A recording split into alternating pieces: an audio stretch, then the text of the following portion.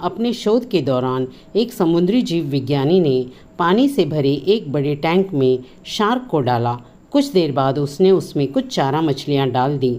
चारा मछलियों को देखते ही शार्क तुरंत तैरकर उसकी ओर गई और उन पर हमला कर उन्हें खा लिया। समुद्री जीव विज्ञानी ने कुछ और चारा मछलियां टैंक में डाली और वे भी तुरंत शार्क का आहार बन गई।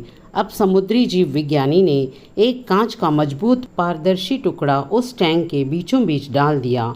अब टैंक दो भागों में बंट चुका था। एक भाग में शार्क थी, दूसरे भाग में उसने कुछ चारा मछली डाल दी। विभाजक पारदर्शी कांच से शार्क चारा मछलियों को देख सकती थी।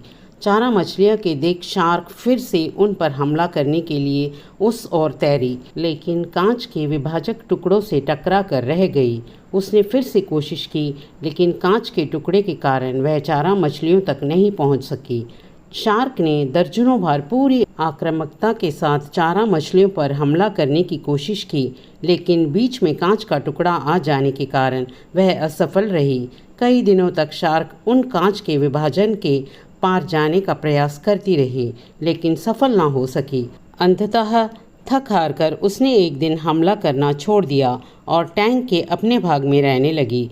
कुछ दिनों बाद समुद्री जीव विज्ञानी ने टैंक से वह कांच का विभाजक हटा दिया, लेकिन शार्क ने कभी उन चारा मछलियों पर हमला नहीं किया, क्योंकि एक काल्पनिक विभाजन उसके दिमाग में बस चुका था और उसने सोच लिया था कि वह उसे पार नहीं कर सकती। सीख: जीवन में असफलता का सामना करते करते कई बार हम अंदर से टूट जाते हैं और हार मान लेते हैं।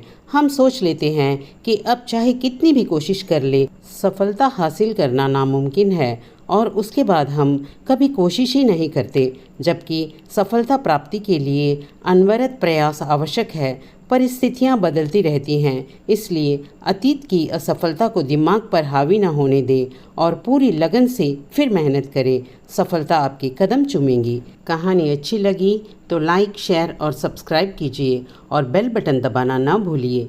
चलो मिलते हैं अगली वीडियो में। तब तक के लिए जय हिंद, जय भारत।